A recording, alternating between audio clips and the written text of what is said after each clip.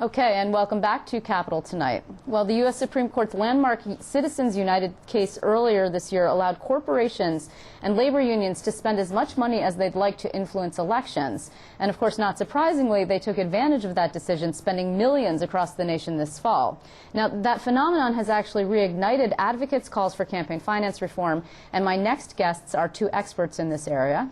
Dr. Michael Malbon is the executive director of the Campaign Finance Institute. He has a new report out that takes a look at the impact that small donors can have on elections, and as well as state-funded initiatives that encourage small contributions.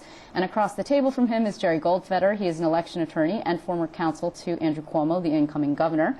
Also the author of Goldfeder's Modern Election Law. He has a different take on all of this. I want to thank you both for your time. Thank you very much. Thank you. Let's just start with this report, which basically says that Citizens United, the general premise, Citizens United, as I said, allows a lot of outside spending by big, rich corporations.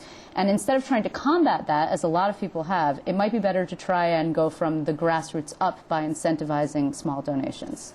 That's the basic argument, Liz, and thanks for having me. And if I may do one amendment to the biography, I'm also a professor at State University of New York at Albany, and I wanted to be sure that that's said. Yep. The premise of a lot of campaign finance legislation in the last 30 years has been that you can bring about greater equality, all sorts of good results by holding down participation by people who give lots of money or have lots of money to spend. I think it's been decades of frustration. And public financing has done a lot of, has worked in some respects at the presidential level.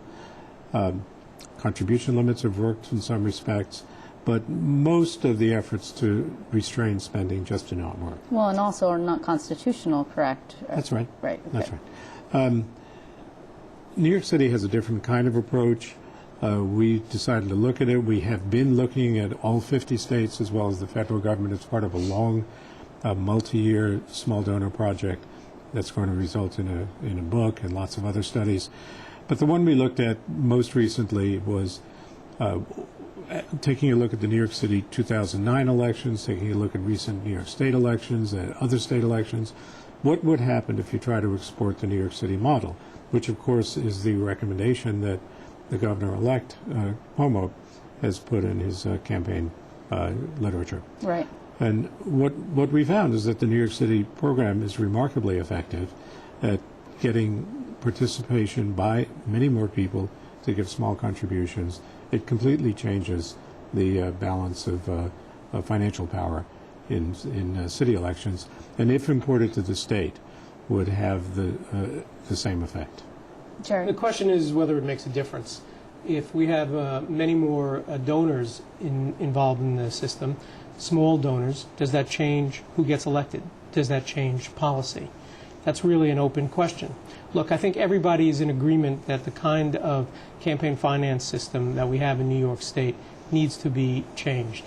In this last election, a donor could give $59,500 to somebody running for governor or attorney general. It's a huge amount of money. It's a huge amount of money, and frankly, it's something that people have been working on for years to try to change. This may be the time. We have a new governor, new attorney general, a controller. We have a new legislature, and we have a lot of people who have committed themselves to making a change. I would rather see in New York State an importing, rather than the New York City matching program, the same kind of program they have for the presidential election, where a candidate for President of the United States gets a lump sum, a grant. $75 million. Here's $75 million. Go campaign for president. Instead of candidates being on the phone day after day, imploring donors to give their money to their campaign. Okay. I'd like to see candidates spend time with voters on issues rather than having to spend so much time raising money. Okay, let me just ask just one question before we go forward. And actually, we spoke of it off the air, so I'll ask you, Michael. Really, what we're talking about and what you're saying is a full campaign, a fully funded campaign public campaign finance system. No matching, is that what you're talking about? That's what I'd like to see. I Okay. think that would be more effective. But also more expensive. I mean, what we're talking about with matching in the New York City program, if we expanded it statewide, we're talking about taxpayer dollars that fund the careers of politicians. Arguably, there are a lot of taxpayers out there that probably are watching and saying, yeah, no thanks. I mean, how much is it going to be, A, and the money, where is it going to come from, since we have a $9 to $10 billion deficit just in the next year that we're looking at now? Sure. First, a full public funding system would cost more, but we've actually had a full public funding system at the presidential level and at a number of other levels, and it's failed. It fails because the spending limits are not realistic and candidates choose not to participate. People are not funding it because they see these grants to politicians as the equivalent of welfare for politicians. Right. Matching fund systems are much more about donors. It's trying to incentivize the small donor. Where the money would come from, look, nothing is free, but the cost that if it would have been in place for the most recent election in the state that we've been able to analyze, it's about $34 million. Be more if there's higher participation. Is that free? No, it's not free. Is it a relatively low cost for making a better democracy and probably saving money in all sorts of ill-thought-out programs that are handouts to donors? I think yes. Do you agree with that? Well, I agree and disagree. I disagree with Michael's analysis that the presidential program has failed, and I do agree that there's a cost to a public financing program. Sure, it costs money, but that's the price of democracy. We pay for all sorts of things with taxpayer dollars, and it seems to me that it would be worthwhile to pay for a public campaign finance fund if we can have clean elections where candidates are not wasting their time calling donors day in and day out. And frankly, we could set up a tax credit program where people donate to a campaign fund and get a tax credit to offset the taxpayer dollars. There are ways of constructing it so that it can work.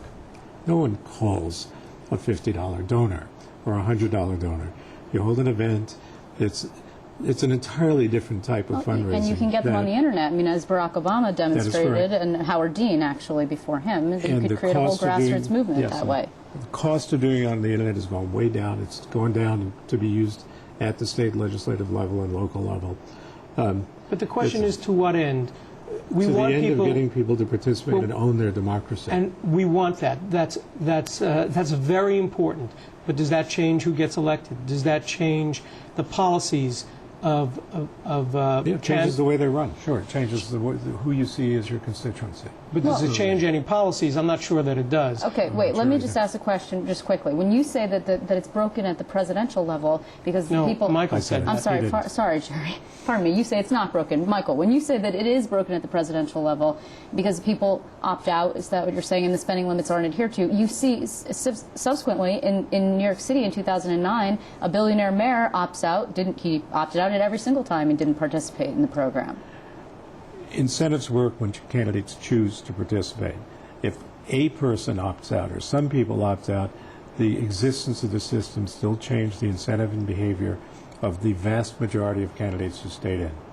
In the presidential system, most people are going to be opting out. They're all going to opt out next time. Most opted out last time.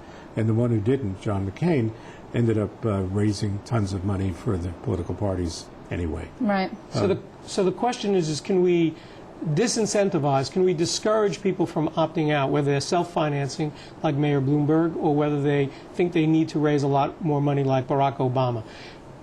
Can we persuade the Albany Times-Union, the Daily News, the New York Times to editorialize and say, well, we support public campaign financing and we also will not support a candidate who opts out? Can we get them to do that? Can we get the leaders of the unions and the leaders of the business councils to do that as well? I want to get to this because unfortunately we're running out of time, but I also want to mention this. Actually, this is an apropos topic because just today we have the U.S. Supreme Court saying that they will be hearing an Arizona case that deals with a bonus provisions. So when you do have a billionaire candidate or a very wealthy self-funding candidate, you get more. That's the bonus provision. And we have a very lengthy statement from the New York City Campaign Finance Board that says this isn't going to affect our system. And do you agree, in fact, that if, in fact, the Arizona system is struck down, that New York City system will still stand? Well, there's no telling what the United States Supreme Court will do.